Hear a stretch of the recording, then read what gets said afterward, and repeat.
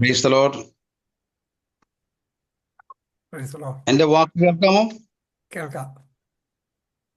സ്തോത്രം. ഞാനങ്ങനെ ചോദിക്കാൻ കാരണം ഞാൻ ആദ്യമായിട്ടാണ് ഇങ്ങനെ സൂം മീറ്റിംഗ് ഉപയോഗിക്കുന്നത്. അപ്പൊ അതിന്റെ ഒരു പരിചയക്കുറവ് എനിക്കുണ്ട്. അതുകൊണ്ടാണ് അങ്ങനെ ചോദിച്ചത്. സ്തോത്രം. എല്ലാ പ്രിയപ്പെട്ടവർക്കും ക്രിസ്തുയേശുവിന്റെ നാമത്തിൽ പ്രഭാത വന്ദനവും സന്ധ്യാവന്ദനവും അറിയിച്ചുകൊണ്ട് ഒരു വേദവാക്യം വായിച്ച് പ്രാർത്ഥിച്ചിട്ട് നമുക്ക് ഒരുമിച്ച് ചില കാര്യം ധ്യാനിക്കുവാൻ കർത്താവിൽ ആഗ്രഹിക്കുന്നു. സഭാപ്രസംഗങ്ങളുടെ പുസ്തകം 11-ാം അധ്യായം. സഭാപ്രസംഗങ്ങളുടെ പുസ്തകം 11-ാം അധ്യായം അതിൻ്റെ ആ പ്രാഥമിക വാക്യം ഞാനിന്ന് വായിക്കുന്നു. അതിങ്ങനെ എഴുതിയിരിക്കുന്നു: നിന്റെ അപ്പത്തെ വെള്ളത്തിന്മേൽ എറിയുക, ഏറെ നാൾ കഴിഞ്ഞിട്ട് നിനക്ക് അത് കിട്ടും. ഞാൻ ഒന്നുകൂടെ വായിക്കുന്നു: നിന്റെ അപ്പത്തെ വെള്ളത്തിന്മേൽ എറിയുക, ഏറെ നാൾ കഴിഞ്ഞിട്ട് നിനക്ക് അത് കിട്ടും. Praise the Lord. നമുക്ക് ഒരു വാക്ക് പ്രാർത്ഥിക്കാം. പരിശുദ്ധ പിതാവേ, നന്ദിയോടെ സ്തോത്രം. ഈ പ്രഭാതത്തിലും സന്ധ്യാസമയത്തും അങ്ങയുടെ പാദപീഠത്തിങ്കൽ ഞങ്ങൾക്ക് ഒരുമിച്ചായിരിക്കാൻ കർത്താവ് സഹായിച്ചതിന് നന്ദി പറയുന്നു. ഞങ്ങൾ പറയുന്ന വാക്കുകൾ, പാടുന്ന പാട്ടുകൾ, കർത്താവെ, അത് എല്ലാവർക്കും അനുഗ്രഹത്തിന് കാരണമാക്കണമേ. പൊട്ടച്ചൊല്ല്, കളിവാക്ക്, ചേർച്ചയില്ലാത്തൊന്നും ഞങ്ങളുടെ നാവിന്മേൽ വരാതെ വണ്ണം പരിശുദ്ധാത്മാവ് ഞങ്ങളെ നയിക്കണമെന്ന് പ്രാർത്ഥിക്കുന്ന കർത്താവെ, ഇന്ന് ഈ പ്രഭാതം ഞങ്ങൾക്ക് ഒരു വിടുതലിന്റെ പ്രഭാതമായി, അനുഗ്രഹത്തിന്റെ പ്രഭാതമായി, അനുഗ്രഹത്തിന്റെ സന്ധ്യാസമയമായി, വിടുതലിന്റെ സന്ധ്യാസമയമായി തീർക്കുന്നതിനായി നന്ദി പറയുന്നു. എന്നെയും കർത്താവിന്റെ കരങ്ങളിൽ സമർപ്പിക്കുന്നു. വായിച്ച വേദവാക്യത്തിൽ നിന്നും കർത്താവ് എന്തെങ്കിലും പറഞ്ഞാൽ അത് പറയാൻ ആഗ്രഹിക്കുന്നു. എൻ്റെ ബുദ്ധിയിലോ ഞാൻ പഠിച്ച കാര്യങ്ങളിലോ പറയാനല്ല കർത്താവെ, അങ്ങയുടെ ആത്മാവ് എന്നോട് സംസാരിക്കണമെന്ന് പ്രാർത്ഥിക്കുന്നു. കേൾക്കുന്ന ദൈവജനത്തിനെ വിടുതലാക്കി തീർക്കണമെന്ന് പ്രാർത്ഥിക്കുന്നു. മനോവിഷമത്തിലായിരിക്കുന്നവരുണ്ട്, രോഗത്തിലായിരിക്കുന്നവരുണ്ട്, കടബാധയിലുള്ളവരുണ്ട്, ശുശ്രൂഷയോർത്ത് ഭാരപ്പെടുന്നവരുണ്ട്, കുടുംബജീവിതത്തെ സങ്കടപ്പെടുന്നവരുണ്ട്. അവരെല്ലാം കർത്താവിന്റെ കരങ്ങളിലേക്ക് ഏൽപ്പിക്കുന്നു. മാനവമഹത്വം കർത്താവ് എടുത്താട്ടെ. യേശുവിന്റെ വലിയൊരു നാമത്തിൽ പ്രാർത്ഥന കേൾക്കണമേ. സ്വർഗസ്ഥ പിതാവേ, ആമേൻ. സ്തോത്രം, സ്തോത്രം, സ്തോത്രം. ആമേൻ. രോഗത്തിനേറ്റ വൈദ്യനാമവൻ നിനക്കനാരദം. രോഗത്തിനേറ്റ വൈദ്യനാം അവൻ നിനക്കനാരദം. വയ്ക്കുന്ന നന്മകൾക്കൊരന്തമില്ല തന്റെ യാപരം. കാക്കുന്നുവൻ കൃപാകരം, ചെറുകില്ലത്തൊരാമയം സ്തുതിച്ചിടാം. എന്നന്തരംഗമേ അവന്റെ നന്മകൾ മറപ്പതോ. എന്നുള്ളമേ സ്തുതിക്ക നീ യഹോവയെ നിരന്തരം. എന്നുള്ളമേ സ്തുതിക്ക നീ യഹോവയെ നിരന്തരം. നിന്നല്ലലാകെ നീക്കി നിന്നെ സ്വന്തമായി അണച്ചതാൽ അനന്തഗീതമേകിടാം. നന്ദിയായി വണങ്ങിടാം അവൻ പാദം. എന്നന്തരംഗമേ അവന്റെ നന്മകൾ മറപ്പതോ. എന്നുള്ളമേ സ്തുതിക്ക നീ യഹോവയെ നിരന്തരം. ദൈവനാമം മഹത്വപ്പെടുമാറാകട്ടെ. ഈ ഓൺലൈൻ മീറ്റിംഗ് ആയിരിക്കുന്ന എല്ലാ മാന്യ സ്നേഹിതർക്കും, കർത്താവിന്റെ വിലപ്പെട്ട ദാസന്മാർക്കും ദാസിമാർക്കും കുഞ്ഞുങ്ങൾക്കും, സ്വദേശത്തും വിദേശത്തുമായിരുന്നു പങ്കെടുക്കുന്ന എല്ലാവരെയും കർത്താവ് അനുഗ്രഹിക്കട്ടെ എന്ന് ഞാൻ പ്രാർത്ഥിക്കുന്നു. ഈ പ്രയർ ലൈനിലേക്ക് എന്നെ ക്ഷണിച്ച കർത്താവിന്റെ വിലപ്പെട്ട ദാസനും ഈ പ്രയർ ലൈനിലേക്ക് എന്നെ പരിചയപ്പെടുത്തിയ എൻ്റെ സഹോദരി എൻ്റെ കൂടപ്പുറപ്പായിരിക്കുന്ന അന്നമാവയ്ക്കും ഹൃദയംഗമായ നന്ദി അർപ്പിച്ചുകൊണ്ട് സ്തോത്രം. ദൈവ വചനത്തിൽ നിന്നും എൻ്റെ സാക്ഷ്യത്തിൽ നിന്നും കൂടെ പറയാൻ ആഗ്രഹിക്കുകയാണ്. 2023 ഞാൻ മരണത്തെ മുഖാമുഖമായി കണ്ട ഒരു വ്യക്തിയാണ്. 2023 ഞാൻ മരിച്ചു പോകുമെന്ന് എല്ലാവരും വിധിയെഴുതിയ സ്ഥാനത്ത് നിന്നു എൻ്റെ കർത്താവിൻ്റെ കരുണ കൊണ്ട് ഇപ്പോഴും ഞാൻ പൂർണ്ണ മുക്തി പ്രാപിച്ചിട്ടില്ല. വചനം പറയുന്ന പോലെ എൻ്റെ രോഗക്കിടക്ക മാറ്റി വിരിച്ചു. എൻ്റെ രോഗക്കിടക്ക മാറ്റി വിരിച്ച് ആ രോഗത്തിന്മേൽ ജയം തരുവാൻ സ്വർഗത്തിലെ ദൈവം എന്നെ സഹായിച്ചു. ഇന്ന് ഈ ഡിവൈസിൽ എന്നെ കേൾക്കുന്ന ആരെങ്കിലും രോഗികളായി ഭാരപ്പെടുന്നുവെങ്കിൽ, സങ്കടപ്പെടുന്നുവെങ്കിൽ, നിരാശപ്പെടുന്നുവെങ്കിൽ ഞാൻ ഒരു വാക്ക് പറയട്ടെ. ഭാരപ്പെടേണ്ട. ദൈവത്തിൻ്റെ കരം അനുകൂലമാണെങ്കിൽ നമ്മളെ ഏൽപ്പിച്ച ദൗത്യം തീർക്കാതെ ഈ ലോകത്തിൽ നിന്നും നമ്മൾ മാറ്റപ്പെട്ടു പോകത്തില്ല. സ്തോത്രം. ദൈവം തന്നിരിക്കുന്ന വാഗ്ദത്തത്തെ മനുഷ്യൻ മറന്നു കളഞ്ഞാലും കർത്താവ് മറന്നു കളയത്തില്ല.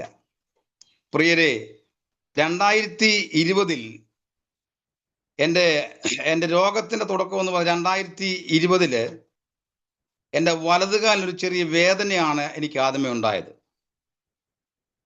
ആ വേദന ഉണ്ടായിട്ട് എനിക്കൊരു നടക്കാൻ പറ്റാത്തൊരു സാഹചര്യത്തിലേക്ക് ഞാൻ വന്നു. അങ്ങനെ 2020 ഞാൻ തമിഴ്നാട്ടിലുള്ള ഒരു ഹോസ്പിറ്റലിൽ ട്രീറ്റ്മെൻറ്റിന് പോയി.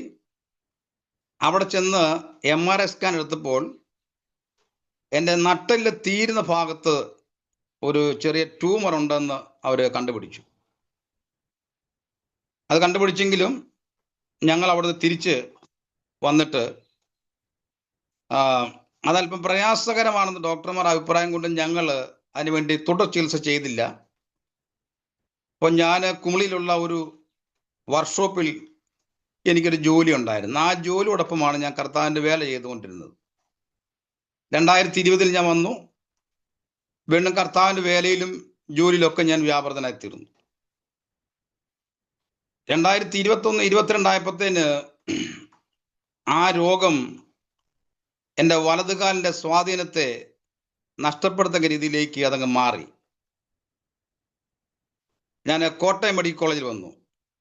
കോട്ടയം മെഡിക്കൽ കോളേജിൽ വന്നു കഴിഞ്ഞപ്പോൾ ഇവിടുത്തെ ഡോക്ടർ ഒറ്റ നോട്ടത്തിൽ പറഞ്ഞു, ഇത് ക്യാൻസർ ആകാൻ സാധ്യതയുണ്ട്, പേടിക്കൊന്നും വേണ്ട, ഒരു കാര്യം ചെയ്യേ, ഇവിടെ എങ്ങും ചികിത്സിക്കേണ്ട, നേരെ കണ്ണൂരുള്ള റീജിയണൽ ക്യാൻസർ സെന്ററിലേക്ക് പൊക്കോ, അവിടെ മിടുക്കനായ ഡോക്ടറുണ്ട്, അദ്ദേഹത്തെ പോയി കാണാൻ പറഞ്ഞു.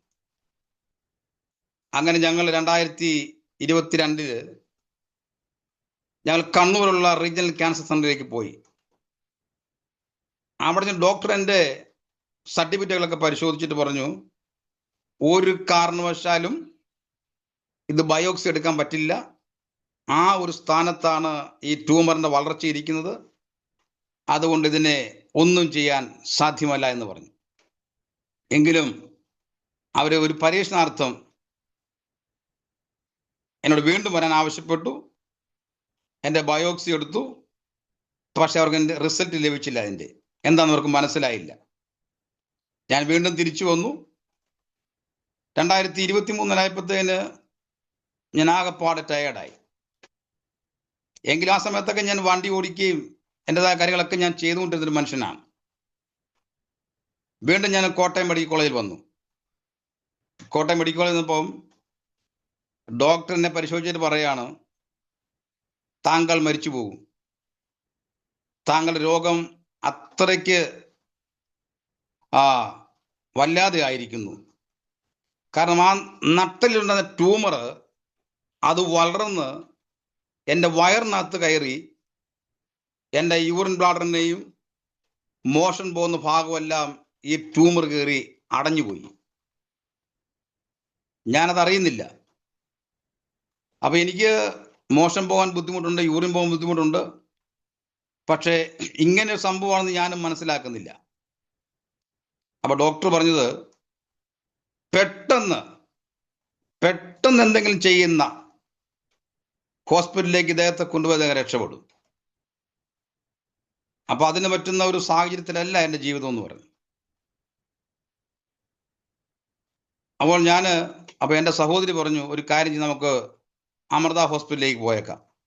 അപ്പൊ ആ ഹോസ്പിറ്റലിനെ കുറിച്ച് നമുക്ക് അത്ര വലിയൊരു കേട്ടിട്ടേ ഉള്ളൂ, നമുക്ക് അറിയത്തില്ല. എന്നെ കൊണ്ട് എറണാകുളത്തുള്ള അമൃത ഹോസ്പിറ്റലിലേക്ക് പോയി. അവിടെ ചെന്ന് ഡോക്ടർ എന്നെ പരിശോധിച്ച് ചോദിച്ചു, എന്തിനാ ഇപ്പൊ ഇങ്ങോട്ട് വന്നേന്ന് ചോദിച്ചു. എന്തിനാ ഇപ്പൊ ഇങ്ങോട്ട് വന്നേ?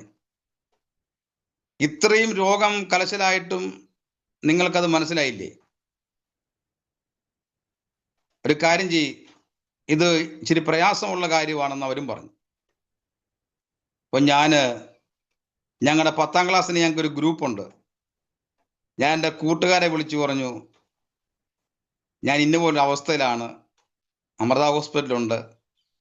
അപ്പൊ അവർ പറഞ്ഞു, നീ ഒന്നും കൊണ്ടും പേടിക്കണ്ട, ധൈര്യമായിട്ടിരിക്കെ, നീ കർത്താവിൽ വിശ്വസിക്കുന്ന ആളല്ലേ, നിനക്ക് അതിനുള്ള വഴി കിട്ടുമെന്ന് പറഞ്ഞു. അങ്ങനെ പ്രിയരെ, 2023 എറണാകുളത്ത് അമൃത ഹോസ്പിറ്റലിൽ വെച്ച് എൻ്റെ ഓപ്പറേഷൻ നടന്നു. ആ ഓപ്പറേഷൻ എന്ന് പറഞ്ഞു കഴിഞ്ഞാൽ ഡോക്ടർമാർ ഒരു പരീക്ഷണാർത്ഥം എന്നെ ചെയ്തെന്ന് മാത്രം, അവർക്ക് പ്രതീക്ഷകളൊന്നുമില്ലായിരുന്നു. പരീക്ഷണാർത്ഥം അവർ ചെയ്ത പോലെ എൻ്റെ ഓപ്പറേഷൻ കഴിഞ്ഞു. എൻ്റെ വയറിൽ നിന്നും ഒരു 5 ലിറ്ററിൻ്റെ ഒരു ബക്കറ്റിനകത്ത് നിറച്ചും കൊള്ളത്തക്ക രീതിയിലുള്ള കുറെ വസ്തുക്കൾ അവർ ചെത്തിയെടുത്തു. അത് നമ്മുടെ മരക്കൂണ് പോലിരിക്കുന്ന കുറെ സംഭവങ്ങളാണ്. നമ്മുടെ മരത്തിലുണ്ടാകുന്ന കൂണ് പോലിരിക്കുന്ന കുറെ വസ്തുക്കൾ അവർ ചെത്തിയെടുത്തെങ്കിലും എൻ്റെ ആ നട്ടലിനോട് ചേർന്ന് ഇടുപ്പിലിനകത്തുള്ള ആ വസ്തു അവർക്ക് നീക്കം ചെയ്യാൻ പറ്റിയില്ല. അത് വളരെ പ്രയാസകരമാണെന്നും അത് ചെയ്ത ഇദ്ദേഹത്തിൻ്റെ അവസ്ഥ എന്താണെന്നും അറിയത്തില്ലാത്തതുകൊണ്ട് അവരത് ചെയ്യാതെ എൻ്റെ വയറിനുള്ളിലേക്ക് വന്ന ആ സംഭവത്തെ അവർ നീക്കം ചെയ്തു. നീക്കം ചെയ്തിട്ട് അതിൻ്റെ റിസൾട്ട് വന്നപ്പോൾ അവർ പറഞ്ഞു, ഇത് ക്യാൻസർ ആണെന്ന് പറഞ്ഞു. അതിനുശേഷം ഒരു 25 റേഡിയേഷൻ എനിക്ക് തന്നു. എനിക്ക് തന്നിട്ട് ആ സമയത്തൊക്കെ ഞാൻ മരണനിഴലിൻ്റെ താഴ്വരയിൽ കൂടെ ഞാൻ സഞ്ചരിക്കുകയാണ്. എന്നെ ഓപ്പറേഷൻ ചെയ്തു. ഓപ്പറേഷൻ ചെയ്തിട്ട് ആ മുറിവ് കരിയേണ്ട സമയമായിട്ടും എൻ്റെ മുറിവ് കരിയുന്നില്ല. ഓരോ ദിവസം ചെല്ലുന്തോറും മുറിവിൻ്റെ ആഴം വർദ്ധിച്ചു വരുന്നു. അവരോരോ ദിവസം കുത്തിക്കെട്ടുന്നു. ആ കുത്തിക്കെട്ട് പൊട്ടിപ്പോകുന്നു. വല്ലാത്തൊരു ഡോക്ടർമാർ പോലും വല്ലാത്തൊരവസ്ഥയിലാക്കി ആയിരിക്കുന്നു. ഞാൻ ജഡത്തിൽ ഒരുപാട് കഷ്ടതകൾ ഞാൻ സഹിച്ചു. ആ സമയത്തൊക്കെ എൻ്റെ സഹോദരി അന്നമാവ് എന്നെ വിളിക്കുകയും പ്രാർത്ഥിക്കുകയും വചനത്തിലൂടെ എന്നെ ധൈര്യപ്പെടുത്തുകയും ചെയ്തു. നീ ഒന്നും കൊണ്ടും ഭാരപ്പെടണ്ട, കർത്താവ് നിന്നെ കൈവിടത്തില്ല. ഡോക്ടർമാര് അവരവരുടെ സാധ്യതകളൊക്കെ അവർ പറയും, നെഗറ്റീവും പോസിറ്റീവും ഒക്കെ അവർ പറയും. നീ ഒന്നിനും ഭാരപ്പെടണ്ട, കർത്താവ് നിന്നെ കൈവിടത്തില്ല എന്ന് പറയും. സ്തോത്രം. അവസാനം ആ മുറിവോടുകൂടി തന്നെ ആ മുറിവ് ഉണങ്ങാതെ തന്നെ എറണാകുളത്തുള്ള അമൃത ഹോസ്പിറ്റലുകാർ എന്നെ ഡിസ്ചാർജ് ചെയ്തു. പൊക്കോളാൻ പറഞ്ഞു, ഇനി പോയിട്ട് വരാൻ പറഞ്ഞു. അപ്പൊ ഞാൻ ചോദിച്ചു, ഡോക്ടറെ, ഈ മുറിവിന്റെ കാര്യം എന്താണ്? ഇതെന്താ ഇങ്ങനെ ഇരിക്കുന്നത്? അപ്പം വല്ലാത്തൊരു മുറിവാണത്. അവർ പറഞ്ഞത് കരിഞ്ഞോളൂ എന്ന് പറഞ്ഞ എന്നെ വിടുന്നത്. ഒരു കെട്ട് പഞ്ഞി വേണം എൻ്റെ മുറിവിൽ വെച്ച് കെട്ടാനായിട്ട്. എൻ്റെ 2ാമത്തെ അമ്മാവൻ എന്നെ കാണാൻ വന്നിട്ട് അദ്ദേഹം വീട്ടിൽ പോയി പറഞ്ഞു, നമ്മുടെ ബിനുവിന് ഇനി ഒരു 3 ആഴ്ച പോലും കാണത്തില്ല, അത്രത്തോളം മുന്നോട്ട് പോകുമെന്ന് എനിക്ക് തോന്നുന്നില്ല, അവൻ്റെ ജഡത്തിൻ്റെ അവസ്ഥ വളരെ മോശമാണ്. പെരുമ്പാവൂരുള്ള എൻ്റെ സുഹൃത്ത് എന്നെ വിളിച്ചു പറഞ്ഞു, നീ തൽക്കാലം ഇടുക്കിക്ക് പോകണ്ട, നീ പെരുമ്പാവൂരിന് വാ, അവിടെ വിശ്രമിച്ചിട്ട് പോകാമെന്ന് പറഞ്ഞു. അന്ന് രാത്രിയിൽ ഞാൻ പെരുമ്പാവൂർ പോയി. ഞാനും എൻ്റെ ഭാര്യയും ഞങ്ങൾ മുറി വിശ്രമിക്കുമ്പോൾ എൻ്റെ മുറിവ് കരിയുന്നില്ല, വല്ലാത്തൊരവസ്ഥയിലേക്ക് ഇരിക്കുന്നു. എനിക്കൊന്നും പറ്റാൻ സാഹചര്യം, നടക്കാൻ കഴിയുന്നില്ല. വലതുകാലിൻ്റെ സ്വാധീനം പോയി. അന്ന് രാത്രി ഞങ്ങൾ ദൈവത്തോട് പ്രാർത്ഥിച്ച, കർത്താവേ, അങ്ങ് മുറിവിനെ ഒന്ന് കരിച്ചു തരണം, തന്നേ പറ്റത്തുള്ളൂ. അന്ന് രാത്രി ഞങ്ങൾ പ്രാർത്ഥിച്ചു, കിടന്നുറങ്ങി. പ്രിയരെ, അന്ന് പ്രഭാതം എഴുന്നേൽക്കുമ്പോൾ എൻ്റെ ഓപ്പറേഷൻ ചെയ്ത് തുറന്നിരുന്ന ആ മുറിവ് നമ്മൾ ചോക്കിന് എഴുതിയിട്ട് നമ്മൾ തൂത്ത് കളയുന്നത് പോലെ സ്വർഗത്തിലെ ദൈവം ഒറ്റ രാത്രി കൊണ്ട് ആ മുറിവിനെ കൂട്ടിച്ചേർത്തു.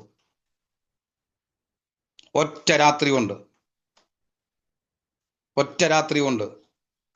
ആ മുറിവിനെ കർത്താവ് കൂട്ടിച്ചേർത്തു. പ്രാർത്ഥന കേൾക്കുന്ന ദൈവം ജീവിക്കുന്നവൻ.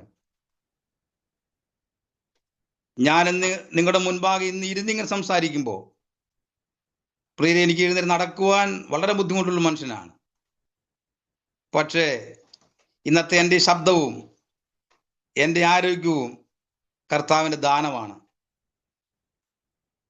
ഞാൻ ആദ്യമായിട്ട് അമൃത ഹോസ്പിറ്റലിലേക്ക് ഡോക്ടർമാരെ കാണാൻ പോകുമ്പോൾ ആ ഡോക്ടർ എന്നെ അടിമുടി ഒന്ന് നോക്കിയിട്ട് അദ്ദേഹം പറയാണ്, നിങ്ങൾ ഒരു ലോട്ടറിയാണ്.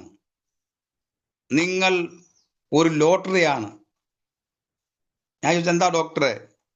ഞങ്ങൾ പ്രതീക്ഷിച്ചില്ല നിങ്ങൾ ഞങ്ങളെ കാണുവാൻ വരുമെന്ന്. അപ്പോൾ എനിക്ക് മനസ്സിലായി, എന്നെ ഒരു പരീക്ഷണാർത്ഥം അവർ ഓപ്പറേഷൻ ചെയ്യുന്നത് മാത്രമേ ഉള്ളൂ, അവർക്കും പ്രതീക്ഷയില്ലായിരുന്നു. അതാ ഞാൻ പറഞ്ഞത്, ഒരുവന്റെ മേൽ ദൈവിക വാക്തത്വം ഉണ്ടെങ്കിൽ ആ വാക്തത്വം കാണാതെ കയ്യിലേക്ക് ലഭിക്കാതെ, സ്തോത്രം, ലോകത്തിൽ നിന്നും ഒരു രോഗത്തിനും അവനെ പറിച്ചു കളയുവാൻ സാധ്യമല്ലെന്ന് വചനത്തിലൂടെ ഞാൻ മനസ്സിലാക്കുവാൻ തൊക്കെ ഇടയായിത്തീരുന്നു. അതിനുശേഷം ഡോക്ടർമാർ പറഞ്ഞത്, ഇനി ബാക്കിയുള്ള ട്യൂമർ ഇനിയും തൻ്റെ ശരീരത്ത് വളരുകയാണെങ്കിൽ താൻ വീണ്ടും ഓപ്പറേഷൻ വിധേയപ്പെടണം. ഇതിന് ഗുളികയാകട്ടെ ഒരു മരുന്നാകട്ടെ ഇതിന് താങ്കൾക്കില്ല. ഞാൻ ചോദിച്ചു, ഡോക്ടറെ, ഇതിന് ഇത്രയും ഈ ശാസ്ത്രം വളർന്നിട്ടും അതിനൊരു മരുന്നില്ലേ? അപ്പോൾ പറഞ്ഞു, ഞങ്ങൾക്ക് ഈ രോഗത്തിനൊരു മരുന്ന് ഞങ്ങൾക്ക് തരുവാൻ സാധ്യമല്ല. വേണേൽ കുറച്ച് മരുന്ന് എഴുതി തരാം, പക്ഷെ അതുകൊണ്ട് നിങ്ങൾക്ക് പ്രയോജനമില്ല. ഇത് എറണാകുളം അമൃത ഹോസ്പിറ്റൽ ഡോക്ടർമാരുടെ സാക്ഷ്യമാണ് ഞാൻ നിങ്ങളോട് പറയുന്നത്. ഇതിന് മരുന്നില്ല. ഓപ്പറേഷൻ ചെയ്തല്ലാതെ ഈ രോഗമായിട്ട് ബന്ധപ്പെട്ട് എനിക്കൊരു മരുന്ന് കഴിക്കേണ്ടി വന്നിട്ടില്ല. അപ്പോൾ ഞാൻ ഈ ഡോക്ടർമാർ തന്നിരിക്കുന്ന സർട്ടിഫിക്കറ്റിനകത്ത് എൻ്റെ രോഗം ക്യാൻസർ ആണെന്ന് എഴുതിയെങ്കിലും ഞാൻ എൻ്റെ ഭാര്യയോട് പറഞ്ഞു, എനിക്ക് അങ്ങനെ ഒരു രോഗമില്ല. എനിക്ക് രോഗമുണ്ട്, പക്ഷെ ഈ ഡോക്ടർമാർ പറഞ്ഞ രോഗമാണെന്ന് ഞാൻ വിശ്വസിക്കുന്നില്ല. ഏത് രോഗത്തെയും സൗഖ്യമാക്കാൻ കർത്താവിന് കഴിവുണ്ടല്ലോ, അവിടെ ഞാൻ അങ്ങനെ വിശ്വസിക്കുന്നില്ല എന്ന് പറഞ്ഞു. ഇപ്പോൾ ഞാൻ ആ ട്യൂമറിൻ്റെ ഒരു അവസ്ഥയിൽ ആയിട്ടുണ്ട്. എനിക്ക് സാധാരണ മനുഷ്യൻ്റെ കൂട്ടുള്ള യൂറിൻ പാസ് ചെയ്യാനോ മോഷനൊക്കെ പോകാനുള്ള ബുദ്ധിമുട്ടുകൾ ധാരാളമുണ്ട്.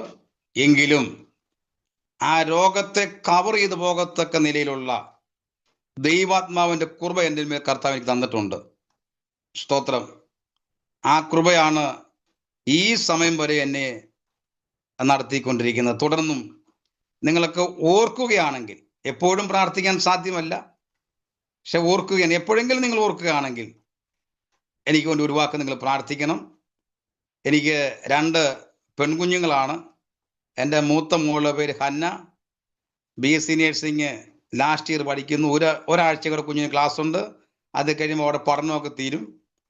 രണ്ടാമത്തെ മോളുടെ പേര് ഹെലീന, +2 പഠിച്ചുകൊണ്ടിരിക്കുന്നു. ഭാര്യ ഷേർലി. അതുപോലെ തന്നെ പ്രായമായ മാതാപിതാക്കൾ എനിക്കുണ്ട്. എനിക്ക് വേണ്ടിയിട്ട് നിങ്ങൾ പ്രത്യേകമായിട്ട് പ്രാർത്ഥിക്കണം. കുമളി, ഇടുക്കി ജില്ലയിൽ കുമളി അമരാവതി എന്നുള്ള ഒരു കൊച്ചു ഗ്രാമത്തിലാണ് എൻ്റെ വീട്. എൻ്റെ സഹോദരിയാണ് അന്നമാമ. സ്തോത്രം. എന്നെ ഒരുപാട് ആത്മീകമായിട്ട് എന്നെ ഇന്നും പിടിച്ചു നിർത്തുന്ന ഒരു വലിയ ഘടകം തന്നെയാണ് എൻ്റെ സഹോദരി. സ്തോത്രം. അതുപോലെ തന്നെ ഇന്ന് ഈ പ്രാർത്ഥന ലീഡ് ചെയ്യുന്ന ദൈവദാസനും ഹൃദയംഗമായി നന്ദി ഞാൻ പറയുന്നു. എന്നെ ഇങ്ങനെ ക്ഷണിച്ചതിൽ എനിക്ക് വളരെ സന്തോഷമുണ്ട്. നല്ല പാട്ടുകളൊക്കെ കേൾക്കുവാൻ എന്നെയും കർത്താവ് സഹായിച്ചു. നിങ്ങളുടെ പ്രാർത്ഥന ഞാൻ ചോദിക്കുന്നു. ദേവാസം പറഞ്ഞ സമയത്ത് തന്നെ ഞാൻ ഇരുന്നോളാം. ഞാൻ ആ വായിച്ച വേദവാക്യത്തിൽ നിന്നും ഒരു കാര്യം മാത്രം പറഞ്ഞിട്ടിരിക്കുവാൻ ആഗ്രഹിക്കുകയാണ്. നിന്റെ അപ്പത്തെ വെള്ളത്തിന്മേലെറിയ, ഏറെ നാൾ കഴിയുമ്പോൾ നിനക്ക് ആ തിരികെ കിട്ടും. സ്തോത്രം. അതിന്റെ മറ്റൊരു പരിഭാഷ എന്ന് പറയുന്നത്, നിന്റെ വചനമാകുന്ന വിത്തിനെ നീ ഒന്ന് വെള്ളത്തിലേക്ക് നിന്ന് എറിയുക. സ്തോത്രം. നമ്മുടെ ജീവിതം, ഒരു ദൈവത്തിന്റെ ജീവിതം ഒരു കൃഷിക്കാരന്റെ ജീവിതത്തോട് നമുക്കൊന്ന് ഉപമിക്കാം. ഒരു കൃഷിക്കാരൻ തൻ്റെ കയ്യിൽ വിത്തിരിക്കുമ്പോൾ തന്നെ വലിയ മഴകൾ ഉണ്ടാകുമ്പോൾ തൻ്റെ സ്ഥലം മുഴുവൻ ഇങ്ങനെ വെള്ളം കീറി നിറഞ്ഞു കിടക്കുകയായിരിക്കും. വെള്ളം കീറി നിറഞ്ഞു കിടക്കുകയാണ്. അപ്പൊ നമ്മൾ ചോദിക്കും, എന്താ താങ്കൾ ഇങ്ങനെ ഇരിക്കുന്നത്? അദ്ദേഹം പറഞ്ഞു, ഞാനൊരു കൃഷിക്കാരനാ, എൻ്റെ കയ്യിൽ വിത്തിരിപ്പുണ്ട്, എനിക്കൊന്ന് വിതയ്ക്കണം. അപ്പൊ നമ്മൾ ചോദിക്കും, ഇതുപോലെ ഈ വെള്ളം കിടക്കുമ്പോൾ താങ്കൾ എവിടെ വിതയ്ക്കും? താങ്കൾ എവിടെ വിതയ്ക്കാൻ പോകുന്നത്? അദ്ദേഹത്തിന്റെ മറുപടി, ഇതുപോലെ എത്രയോ വെള്ളം ഞാൻ കണ്ടിരിക്കുന്നു, എത്രയോ വേനൽ ഞാൻ കണ്ടിരിക്കുന്നു. ഒരു ദിവസം ഈ വെള്ളം ഇറങ്ങിപ്പോകും, ഒരു ദിവസം ഈ വെള്ളം ഇറങ്ങും. അത് ഞാൻ പ്രതീക്ഷിച്ചുകൊണ്ടിരിക്കുന്നു. ആ വെള്ളം ഇറങ്ങുന്ന സമയത്ത് ഞാൻ എൻ്റെ വിത്ത് വിതയ്ക്കും. അത് പ്രതീക്ഷയാ, കൃഷിക്കാരന്റെ പ്രതീക്ഷയാ. നമുക്ക് ആ പ്രതീക്ഷയില്ല. കൃഷിക്കാരന് ആ ഒരു പ്രതീക്ഷയുണ്ട്. ഈ കാണുന്ന വെള്ളം എൻ്റെ വിത്തിനെ തടഞ്ഞു വെക്കുവാൻ സാധ്യമായി തീരത്തില്ല. ഈ വെള്ളം ഒരിക്കൽ ഇറങ്ങിപ്പോകുന്ന ദിവസങ്ങൾ വരാൻ പോവുകയാ. ഞാൻ കാത്തിരിക്കുന്നു. ആ വെള്ളം ഇറങ്ങിക്കഴിയുമ്പോൾ ഞാൻ എൻ്റെ വിത്ത് ഞാൻ വിതയ്ക്കും. അപ്രതീക്ഷയോടെ കാത്തിരിക്കുക. നമ്മുടെ ജീവിതത്തിൽ വരുന്ന എത്ര വലിയ വെള്ളമാണെങ്കിലും, എത്ര വലിയ അഗ്നിയാണെങ്കിലും, വിശ്വാസത്തോടെ കാത്തിരിക്കുന്നുവെങ്കിൽ, യഹോവയെ കാത്തിരിക്കുന്നവർ ശക്തിയെ പുതുക്കുമെന്നുള്ള വചനം ഓർത്തുകൊണ്ട് നാം പ്രതീക്ഷയോടെ കാത്തിരിക്കുക. നമ്മുടെ പ്രാർത്ഥന എന്ന് പറയുന്ന നമ്മുടെ ഒരു പ്രതീക്ഷയാണ്. പ്രാർത്ഥന നമ്മുടെ ഒരു പ്രതീക്ഷയാണ്. വചനത്തെ നാം ഒന്ന് വിതയ്ക്കുവാൻ തയ്യാറാകുന്നുവെങ്കിൽ അത് പ്രതീക്ഷയോടുകൂടെ നമ്മൾ വിതയ്ക്കണം. കർത്താവ് ഇങ്ങനെ ശിഷ്യന്മാരെ പഠിപ്പിച്ചത്, യാചിപ്പിൻ എന്നാൽ നിങ്ങൾക്ക് കിട്ടും. കിട്ടിയെന്നാണോ? അല്ല, കിട്ടും. പ്രാർത്ഥന കാരണം നമുക്കൊരു തെറ്റായ ചിന്താഗതി ഉണ്ടാകരുത്. ഈ യാചിപ്പിൻ എന്നാൽ കിട്ടും. കിട്ടിയെന്നല്ല, കിട്ടുമെന്നാ.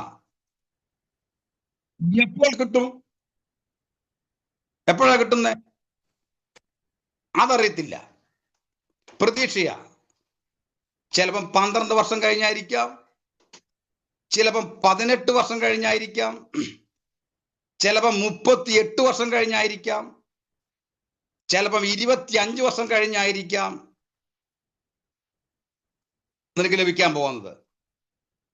ചിലപ്പം ഓൺ ദി സ്പോട്ടിലായിരിക്കാം. യാചിപ്പിൻ എന്നാണ്, കിട്ടിയെന്നല്ല, കിട്ടുമെന്ന. കിട്ടും, ഉറപ്പാണ്. പക്ഷെ സമയം നമുക്ക് കൃത്യമായിട്ട് പറയാൻ പറ്റില്ല. അതുകൊണ്ട് പ്രാർത്ഥിക്കുന്ന, രോഗത്തിന് വേണ്ടി പ്രാർത്ഥിച്ചിട്ട് സങ്കടപ്പെട്ടു പോകരുത്. എൻ്റെ രോഗം ഒന്നും സൗഖ്യമാകുന്നില്ല. സൗഖ്യമാകും, കാത്തിരിക്കുക. ഒരു കൃഷിക്കാരൻ വിത്ത് എടുത്ത് കയ്യിൽ പിടിച്ചുകൊണ്ട് പ്രതീക്ഷയോടെ കാത്തിരിക്കുന്ന പോലെ ആ വെള്ളം ഒരിക്കൽ ഇറങ്ങും, ഞാൻ വിതയ്ക്കും. സ്തോത്രം. പിന്നെ പറഞ്ഞത്, മുട്ടുവിൻ തുറക്കപ്പെടും. തുറന്നെന്നല്ല പറഞ്ഞത്, തുറക്കപ്പെടും. തുറക്കപ്പെടും, തുറന്നെന്നല്ല പറഞ്ഞത്, തുറക്കപ്പെടും. മുട്ടിക്കൊണ്ടേയിരിക്കുക. അവർ സ്നേഹിതൻ പറയാണ്, ഞാൻ നിന്നോട് സാമാന്യ മര്യാദ ഞാൻ നിന്നോട് പറയുന്നു, ഞാനും എൻ്റെ ഭാര്യയും മക്കളും പരിക്കകത്ത് കിടന്ന് ഉറങ്ങുകയാണെന്നുള്ളൊരു ബോധം നിനക്കില്ലേ? ഞങ്ങളെ ശല്യപ്പെടുത്താതെ പോ. അവൻ വീണ്ടും മുട്ടുകയാ. സ്നേഹിത, എനിക്ക് അപ്പം വേണം. അദ്ദേഹം പറഞ്ഞത് ഞാൻ പറഞ്ഞെനിക്ക് മനസ്സിലായില്ലേ? ഞങ്ങൾ കിടന്ന് ഉറങ്ങുകയല്ലേ? ശല്യം സഹിക്ക വയ്യാതെ അദ്ദേഹം മുറി തുറന്ന് അവൻ ആവശ്യമായ അപ്പം കൊടുക്കുകയാണ്. എന്നാൽ ആ സ്നേഹിതൻ പറഞ്ഞാൽ മതിയായിരുന്നു, എൻ്റെ വീട്ടിൽ അപ്പമില്ല സ്നേഹിത എന്ന് ഒറ്റ വാക്ക് പറഞ്ഞാൽ അവൻ അവിടെ നിന്ന് പോയേന്. പക്ഷെ അതല്ല പറയുന്നത്, അസൗകര്യമാ പറയുന്നത്. അവനറിയാം ഈ വീട്ടിനകത്ത് അപ്പം ഇരിപ്പുണ്ട്. അന്വേഷിപ്പിൻ, കണ്ടെത്തും. കണ്ടെത്തിയെന്നല്ല, കണ്ടെത്തൂന്ന.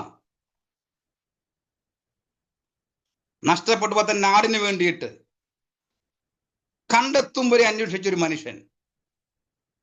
അവൻ പല മലകൾ കയറി ഇറങ്ങി, പല താഴ്വരയിൽ കൂടെ പോയി, എല്ലാം ഒറ്റയ്ക്ക് യാത്ര. തൻ്റെ ആടിനെ കണ്ടു കിട്ടും വരെ അന്വേഷിച്ച് കണ്ടു കിട്ടിയപ്പോൾ അതിനെ തോളിലെടുത്തുകൊണ്ട് വരികയാണ്. പ്രിയരെ, നമ്മുടെ ജീവിതത്തിലും പ്രാർത്ഥനയാകുന്ന ഒരു പ്രതീക്ഷ ഉണ്ടായിരിക്കണം. ഞാൻ വായിച്ച വേദവാക്യത്തിൽ എനിക്ക് തോന്നുന്നു, തുടർന്ന് സംസാരിക്കാനുള്ളൊരു സമയമില്ലാത്തതിന്റെ വാക്കുകൾ നിർത്താൻ പോകുകയാണ്. ഒരു കൃഷിക്കാരൻ അവൻ പ്രതീക്ഷയോടെ കാത്തിരിക്കുന്നു, തൻ്റെ വിത്തുമായി കാത്തിരിക്കുന്നത് പോലെ നമുക്കൊന്ന് കാത്തിരിക്കണം. ഒരു നാൾ, ഒരു ദിവസം എൻ്റെ കർത്താവ് എൻ്റെ കിടക്കയിലേക്ക് ഇറങ്ങി വരും, എൻ്റെ ബിസിനസ്സിലേക്ക് ഇറങ്ങി വരും, എൻ്റെ ശുശ്രൂഷയിലേക്ക് ഇറങ്ങി വരും, എൻ്റെ ജീവിതത്തിലേക്ക് ഇറങ്ങി വരും. അന്ന് ഞാൻ വിടുതൽ കണ്ട് സന്തോഷിക്കും. അതുവരെ ഞാൻ ഏകനായിരിക്കും, ഞാൻ ഒറ്റയ്ക്ക് കാണത്തുള്ളൂ. ഹല്ലേലൂയ, സ്തോത്രം. കൃഷിപ്പണിക്കാരൻ കൃഷിപ്പണി ചെയ്ത് പണം വാങ്ങിച്ച് അവൻ അവൻ്റെ വീട്ടിൽ പോയാലും കൃഷിക്കാരൻ സ്തോത്രം പ്രതീക്ഷയോടെ കാത്തിരിക്കും. കൃഷിപ്പണിക്കാരന് പൈസ കിട്ടി, അവന് പിന്നെ വിത്തിനെ കുറിച്ച് ചിന്തിക്കേണ്ട കാര്യമില്ല. പക്ഷെ കൃഷിക്കാരൻ അങ്ങനെയല്ല, തൻ്റെ വിത്തിനെ കുറിച്ച് വ്യാകുലത ഉള്ളവനാ. എന്ന് എൻ്റെ വിത്ത് കിളർക്കും, എന്ന് എൻ്റെ വിത്തിന് ഇല വരും, എന്ന് എൻ്റെ വിത്ത് പൂവിടും, എന്ന് എൻ്റെ വിത്ത് കായ്ക്കും, എന്ന് എൻ്റെ വിത്ത് ഞാൻ കൊയ്തെടുക്കും. ഞാൻ പ്രതീക്ഷ, വചനത്തിൽ പ്രതീക്ഷ ഉണ്ടാകട്ടെ. ഈ വചനത്താൽ ദൈവം നമ്മൾ അനുഗ്രഹിക്കട്ടെ എന്ന് പറഞ്ഞുകൊണ്ട് വാക്കിനിരിക്കുകയാണ്. ഇന്ന് ഈ മീറ്റിങ്ങിൽ ക്ഷണിച്ച ബഹുമാന ദേവദാസിനും സദയം കേട്ട് നിങ്ങൾക്കും എൻ്റെ ഹൃദയംഗമായ നന്ദിയും വന്ദനവും അറിയിച്ചുകൊണ്ട് ഞാൻ എൻ്റെ വാക്കിനിരിക്കുന്നു. കർത്താവ് നമ്മളേവരെയും അനുഗ്രഹിക്കുമാറാകട്ടെ. നമുക്ക് ഒരുമിച്ച് കർത്താവിൻ്റെ വേല മുന്നോട്ട് പോകുവാൻ കർത്താവ് സഹായിക്കട്ടെ. ഞാനിപ്പോൾ എൻ്റെ സ്വന്തം വീട്ടിലല്ല, ഞാൻ കോട്ടയത്തിൻ്റെ സഹോദരി വീട്ടിൽ, അതിൻ്റെതായ ഒരു വ്യാപ്തിയുണ്ട്. എങ്കിലും കർത്താവ് അനുഗ്രഹിക്കട്ടെ. ആമേൻ, സ്തോത്രം. Praise the Lord. Praise the Lord, praise the Lord. പ്രിയമുള്ളവരെ, അത്ര ശക്തമായിട്ടുള്ളൊരു സാക്ഷ്യവും ശക്തമായ വചനവുമാണ് നമ്മൾ കേട്ടത്. നിന്റെ അപ്പത്തിനെ വെള്ളത്തിന്മേൽ എറിയുക, നിന്റെ വചനത്തെ ഈ ലോകത്തിലേക്ക് എറിയുക, അതിൻ്റെ ഫലം തക്ക സമയത്ത് ഉണ്ടാകും. കർത്താവിദാസൻ പറഞ്ഞല്ലോ, പ്രാർത്ഥന ആ വിശ്വാസത്തോടുകൂടെ നമ്മൾ പ്രാർത്ഥിക്കുന്നെങ്കിൽ, പ്രതീക്ഷയോടുകൂടെ പ്രാർത്ഥിക്കുന്നെങ്കിൽ അതിന് ഫലമുണ്ട്. കുറച്ച് നാൾ നമ്മൾ പ്രാർത്ഥിച്ചു കഴിഞ്ഞ് അതിൻ്റെ ഫലമൊന്നും കാണാത്തപ്പോൾ നമ്മൾ ക്ഷീണിതരായിത്തീരും. അത് സ്വാഭാവികമാണ്. കർത്താവിൻ്റെ ശിഷ്യന്മാർ പോലും, കർത്താവിനോട് കൂടെ 3.5 വർഷം നടന്ന ശിഷ്യന്മാർ പോലും സംശയിക്കുകയും ഓടിപ്പോവുകയും ഒക്കെ ചെയ്തു. അപ്പോൾ അതിനുള്ള സാധ്യത വളരെയാണ്. പക്ഷേ കർത്താവിൻ്റെ ആ വാഗ്ദാനങ്ങൾ നമ്മൾ പൂർണ്ണമായി വിശ്വസിക്കുന്നെങ്കിൽ നമുക്ക് അതിശയങ്ങൾ കാണുവാനായിട്ട് നമുക്ക് സാധിക്കും. കർത്താവിൻ്റെ ദാസൻ്റെ ജീവിതത്തിൻ്റെ അനുഭവത്തിലൂടെയാണല്ലോ അത് പറഞ്ഞത്. പ്രിയമുള്ളവരെ, എത്ര ഭയങ്കരമായിട്ടുള്ള സാഹചര്യത്തിലൂടെയാണ് കർത്താവിൻ്റെ ദാസൻ പോയത്. എത്രമാത്രം കഷ്ടതയിലൂടെ, എത്രമാത്രം വേദനയിലൂടെയും സാമ്പത്തിക ഞെരുക്കങ്ങളിലൂടെയും ഒക്കെയാണ് കർത്താവിൻ്റെ ദാസൻ പോയത്. 25 റേഡിയേഷൻ ഒക്കെ ചെയ്യുക എന്ന് പറഞ്ഞാൽ ആ ശരീരം എങ്ങനെയത് താങ്ങുമെന്നുള്ളതാണ്. നമുക്കറിയാം, റേഡിയേഷൻ എന്ന് പറഞ്ഞാൽ നമ്മുടെ ശരീരത്തിൻ്റെ കോശങ്ങളെ കരിച്ചു കളയുകയാണ്. അത് ആ കൂട്ടത്തിൽ ക്യാൻസറിൻ്റെ കോശങ്ങളെ കരിക്കുന്ന കൂട്ടത്തിൽ നല്ല കോശങ്ങളും പോകും കുറച്ചൊക്കെ. നമുക്കറിയാം, അത്രമാത്രം കഷ്ടതയിലൂടെ പോയ കർത്താവിൻ്റെ ദാസൻ ആ പുഞ്ചിരിയോടെയാണല്ലോ. ഞാൻ ഇവിടെ ഇരുന്ന് ഇപ്പോൾ ഓർക്കുകയായിരുന്നു, കർത്താവിൻ്റെ ദാസൻ ആ ഈ സാക്ഷിയൊക്കെ പറഞ്ഞ സമയത്ത് പുഞ്ചിരിയോടുകൂടെയാണ് പറഞ്ഞത്.